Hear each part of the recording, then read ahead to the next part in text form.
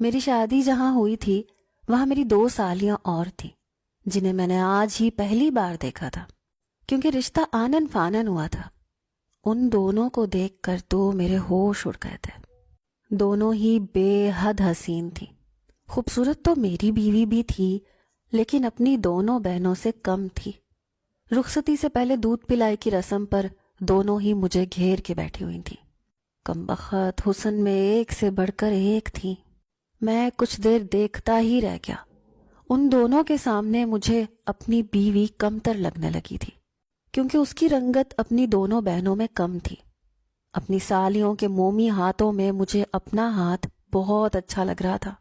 دونوں میرا ہاتھ پکڑے اپنی مطلوبہ رقم مانگ رہی تھیں، جو میری بساط سے تو بہت زیادہ تھی۔ میں نے کہا کہ میں ایسی رسم کو مانتا ہی نہیں ہوں۔ 5,000 لینے ہیں تو لو، ورنہ پھر میں وہ بھی اپنی جیب میں ہی رکھ لوں گا۔ ہنسی مذاق کا دور چل رہا تھا، لیکن میرے سسر نے آ کر میری ہی بات کو مقدم رکھا۔ میری سالیوں کے 5,000 کا نوٹ لے کر منہ بنے تھے۔ بہرحال رخصتی ہو چکی تھی۔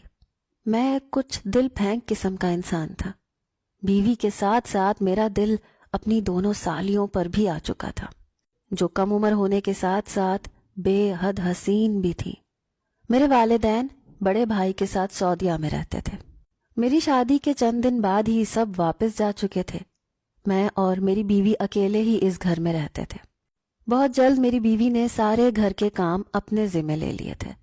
حالانکہ شروع کے دنوں میں انسان کو بیوی کی سنگت بہت اچھی لگتی ہے، لیکن میرا مزاج کچھ اور تھا۔ مجھے عورت میں کشش تبھی محسوس ہوتی تھی جب وہ مجھ سے دور ہوتی تھی۔ جب وہ میری دسترس میں آ جاتی تو میرے لیے بے معنی ہو جاتی۔ نیلوفر بھی بس مجھے شادی کے دن ہی اچھی لگی تھی۔ اس کے بعد میری رنگین مزاجی مجھے گھر پہ چین سے رہنے ہی نہیں دیتی تھی۔ جہاں مجھے خوبصورت لڑکی نظر آتی میری رال ٹپکنے لگتی۔ آج کل میری آنکھوں میں میری حسین سالیاں کھٹکنے لگی تھیں۔ میری شادی کو بس 1 ہفتہ گزرا تھا کہ میں نے نیلوفر سے کہا کہ چلو آؤ تمہاری امی کے گھر چلتے ہیں، تمہیں بھی تمہاری والدہ اور بہنیں یاد آ رہی ہوں گی۔ میرے سسر انتہائی شریف انسان تھے اور ان کی 3 ہی بیٹیاں تھیں، بیٹا کوئی نہیں تھا۔ یہ سن کر نیلوفر خوش ہو گئی۔ بڑے اچھے سے وہ تیار ہوئی اور میں اس کے ہمراہ اپنے سسرال پہنچ گیا۔ یوں اچانک ہمیں دیکھ کر میری ساس بوکھلا سی گئی۔ کہنے لگی بیٹا بتا کر آتے، میں کھانے کا کچھ اہتمام کرتی۔ میں نے کہا نہیں آپ کو تکلف کرنے کی کوئی ضرورت نہیں، میں کوئی غیر تھوڑی ہوں، میں آپ کا اپنا ہوں۔ ساس تو میری اتنی سی بات پر مجھ پر نہال ہونے لگی۔ کہنے لگی میں بڑی خوش نصیب ہوں کہ مجھے بیٹوں جیسا داماد ملا ہے۔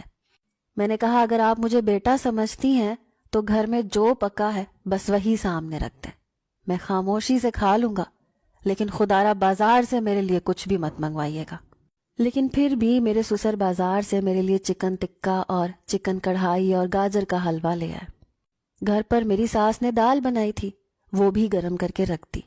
میں نے کھانا بڑے پرتکلف طریقے سے کھایا تھا۔ میری دونوں سالیاں میرے سامنے